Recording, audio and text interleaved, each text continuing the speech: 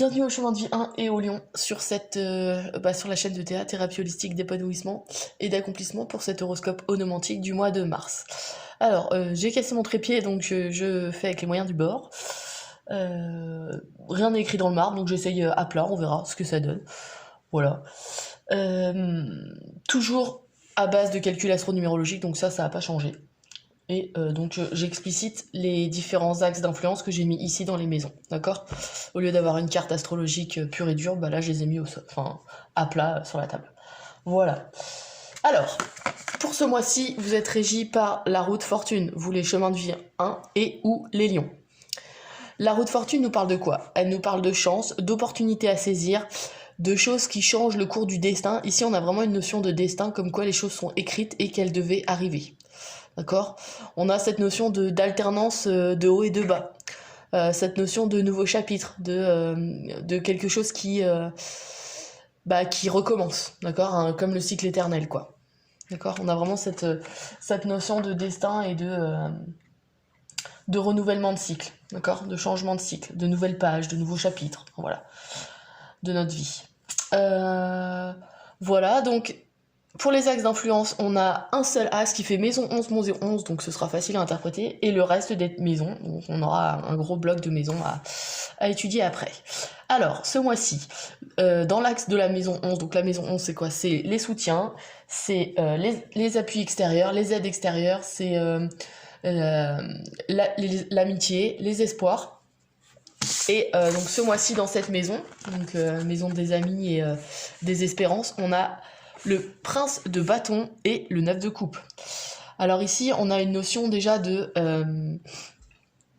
rapidité. On a un nouveau départ ici, mais qui est très rapide, qui est actif, qui est avec le bâton, on est dans le feu, donc on est dans tout ce qui est élan, action, attention à l'impatience.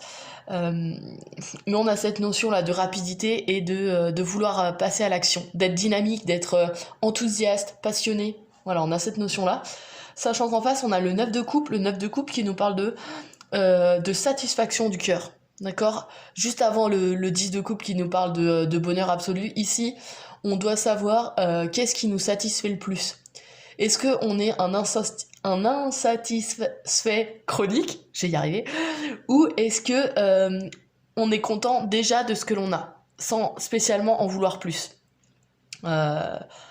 Ouais, on a cette notion-là, sachant qu'ici on tombe dans la maison des espoirs et du soutien et des amitiés. On a peut-être cette notion de collectif, d'accord? Est-ce qu'il y a des projets dans le collectif que vous avez avec un groupe ou avec quelqu'un qui pourrait se mettre en place et qui vous satisferait, qui répondrait à une passion? Ça, c'est possible.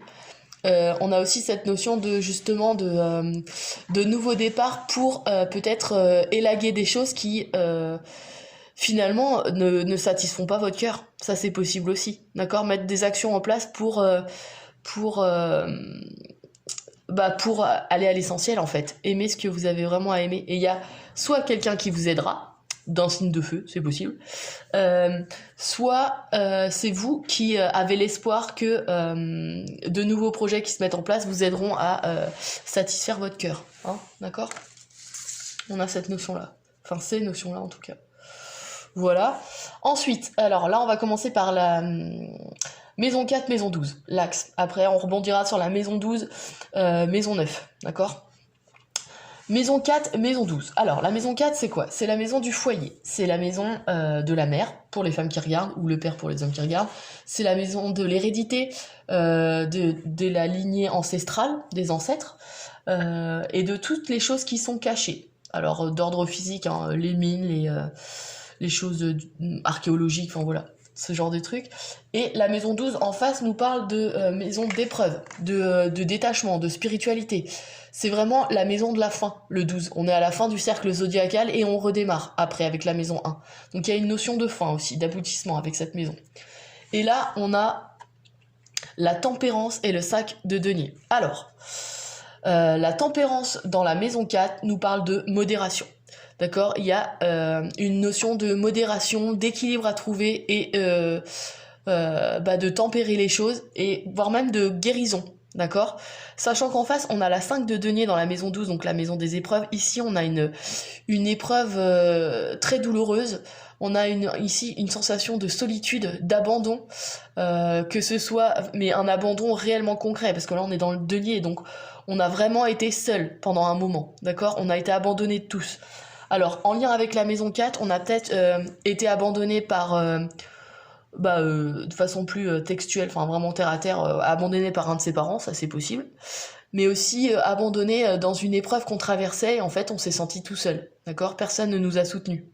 Ça c'est une des choses qui peut ressortir en lien avec la mère, ou en tout cas la lignée héréditaire.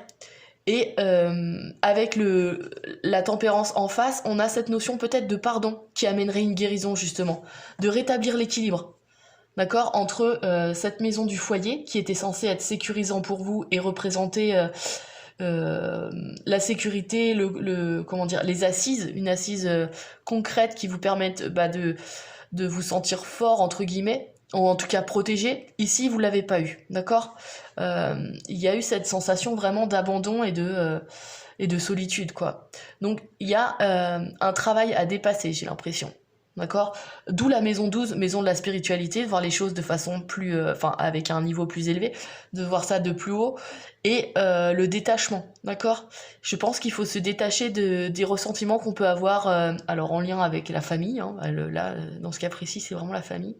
Donc il y a peut-être un pardon à accorder, d'accord? Ensuite, de cette maison 12, on va vers on a un axe d'influence, pareil, maison 12, maison 9. Sauf que dans cette maison 12, avec l'axe maison 9, on a une autre carte, on a le monde. Alors, on va voir.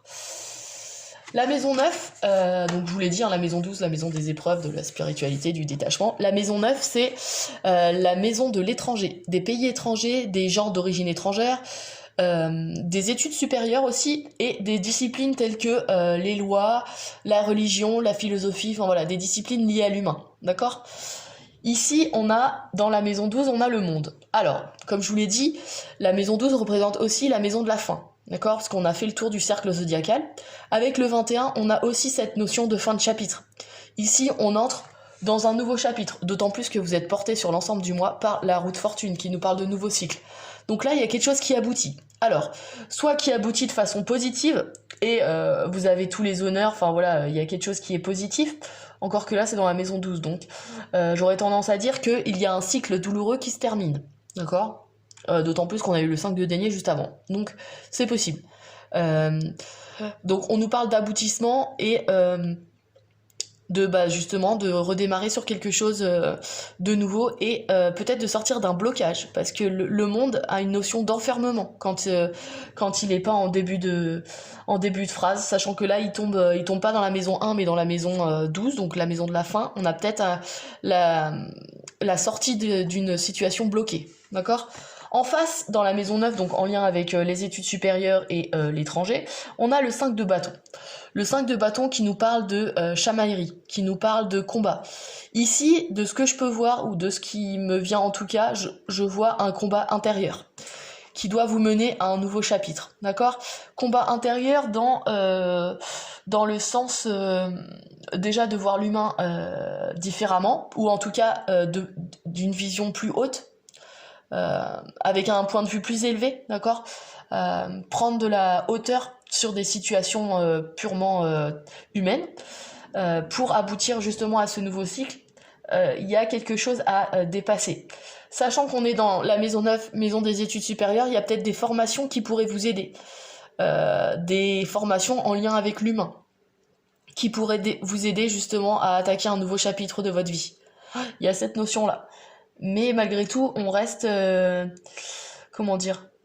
Avec ce 5 de bâton, on combat intérieurement, ouais, on n'est pas dans l'épée, mais malgré tout, on a une sorte de tiraillement intérieur qui nous oblige à peser les pour et le contre, et qu'est-ce qui pourrait vous amener à justement sortir de cette situation de blocage et démarrer un nouveau cycle, d'accord ? Donc là, il y a de la réflexion. En lien, comme je vous l'ai dit, soit il y a une personne d'origine étrangère qui peut vous aider à dépasser ce cap, soit il peut y avoir aussi des discussions vis-à-vis d'un projet à l'étranger, qui doit se faire à l'étranger, ça c'est possible, Ou alors, il y a une formation, peut-être, qui peut se faire à l'étranger aussi, mais une formation d'études supérieures, enfin une formation d'études, enfin voilà, pas spécialement supérieure, mais une formation d'études qui se présente à vous en lien avec l'humain et qui vous permet d'amorcer une nouvelle étape de votre vie. Ça, c'est possible aussi. Voilà. Alors, ensuite, dernier axe, on rebondit sur la maison 9 encore, mais là on a une autre carte, on a le diable, avec la maison 10, la maison des honneurs, la maison de la réussite sociale.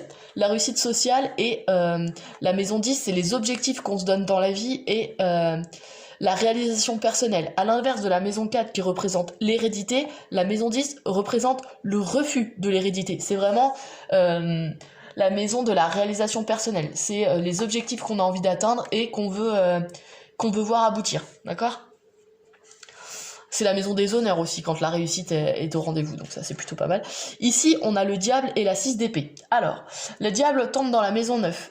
Ici, de ce que je peux voir, on a une notion de libération, de se libérer de choses toxiques qui détournent du droit chemin et qui nous ont bloqués, d'accord ? Qui nous ont empêchés d'avancer. Le diable représente aussi la voie auto-saboteuse qu'on a tous et qui, justement, va nous donner des peurs, des angoisses, nous empêchant d'évoluer. D'accord ? En face, on a la 6 d'épée dans la maison 10, donc la maison de la réussite personnelle, la réussite sociale. On a le 6 d'épée qui nous parle de déménagement. Alors, le déménagement peut être intérieur. D'accord ? À l'instar de la 5 de bâton qui nous parle de tiraillement intérieur aussi. Là, on l'a aussi dans le sens où on fait le tri. On déménage, on fait le tri dans nos cartons. Alors ça peut être concrètement, c'est-à-dire qu'on a décidé d'autant plus que là on a la maison neuve, donc on a décidé de déménager à l'étranger, ou en tout cas dans un pays ou un autre département, enfin quelque chose de plus ou moins éloigné, quoi. D'accord ?